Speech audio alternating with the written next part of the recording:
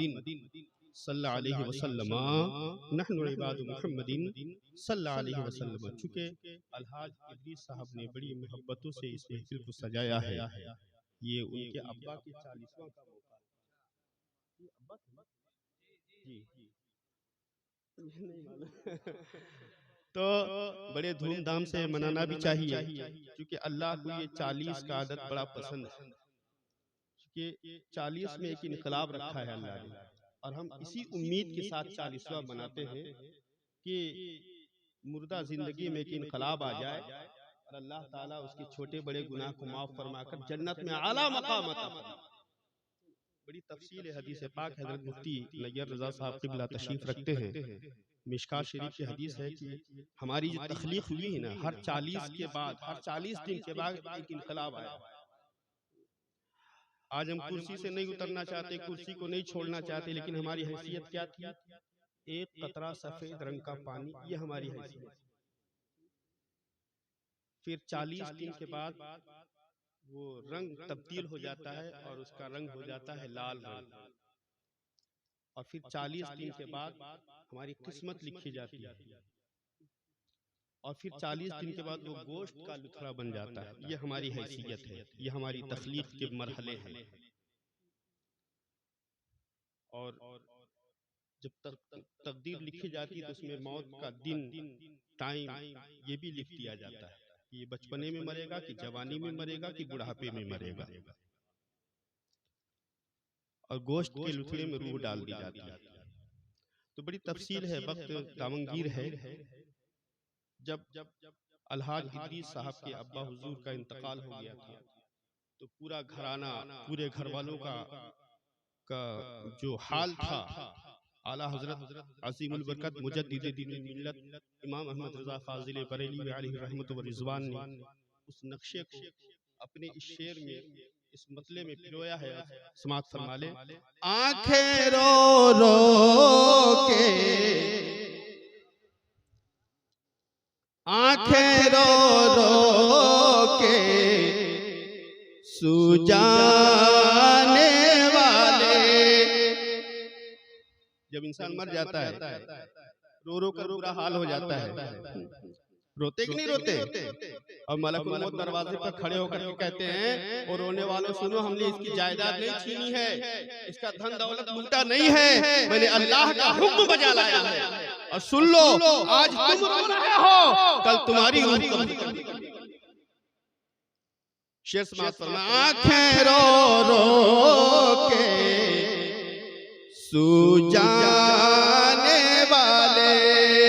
اور اعلیٰ حضرت فرماتے ہیں جانے والے نہیں آنے والے.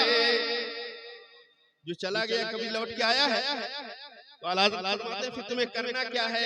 جب زندہ ہو تب کرنا کیا ہے؟ کوئی دل میں یہ سرا اوجڑ ہے، یہ جو محل، یہ جو گھروں کو سجا کر کے رکھا ہے، یہ اوجڑ ہے، ویران ہونے والے ہیں، برباد ہونے والے ہیں. کوئی دل میں یہ سرا اوجڑ ہے، ارے او چھاؤنی چھانے والے، ارے او چھاؤنی چھانے والے. آنکھیں رو رو کے سو جانے والے، جانے والے نہیں آنے والے. ایک اور پیارا شعر پڑھتا ہوں، پھر مطلب پڑھ کے بیٹھ جاؤں گا.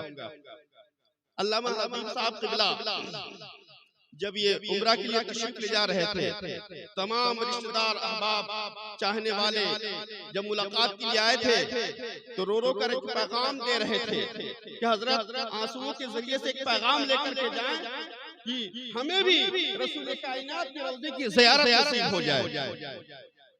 آنکھیں کچھ کہتی ہیں تجھ سے پیغام. اعلیٰ حضرت فرماتے ہیں آنکھیں کچھ کہتی ہیں تجھ سے پیغام، او درے یار کے جانے والے.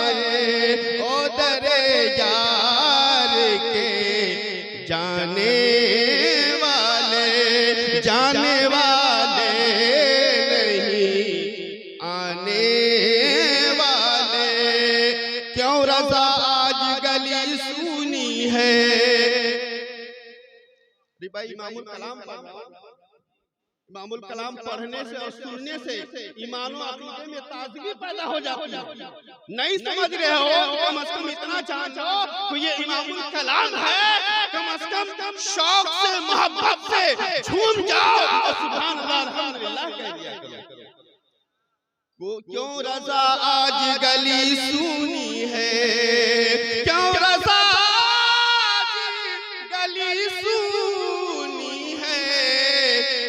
اٹھ میرے دھوم مچانے والے, اٹھ میرے دھوم مچانے والے.